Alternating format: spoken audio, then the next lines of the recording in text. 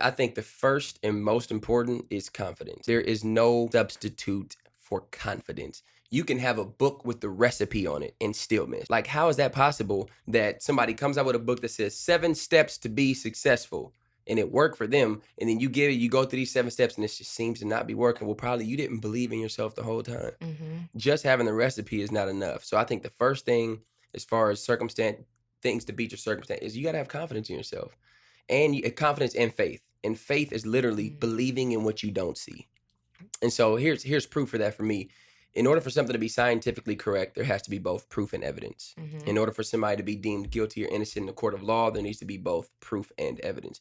But my faith in myself says, with no proof and with no evidence, I'm still that guy, no matter what. So that's the first thing to beat your circumstances. Secondly, you can't be a repeat offender, meaning Okay. you can't make the exact same mistake every day and call it a slip up. Now, that's a habit that needs to be broken, and it's a part of you. And then acknowledging what errors in my life are there that need to be rectified.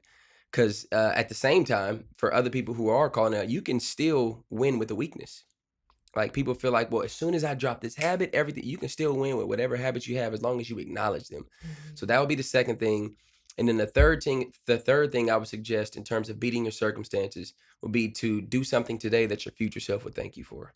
Like, how do you do something that the 33-year-old Romell would go back? And it's so funny because I could show you. There's a video I did at 23 that said, it's I showed my wife and it said 33-year-old Romell, but I'm 23 looking into the camera. Mhm. I said, I know you are treating your wife with respect right now.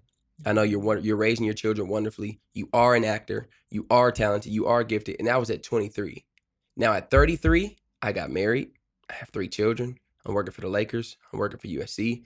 I spoke at AEG, which is one of the largest entertainment groups in all of the West Coast. I Mhm. spoke to their management staff. So everything I spoke at 23 is all coming to pass now. So I did something at 23. I would love to shake the 23-year-old self's hand, only Mhm. because I spoke life into myself. Right. So if you do something today that your future self will thank you for and understand that Rome wasn't built in one night, you'll beat your circumstances.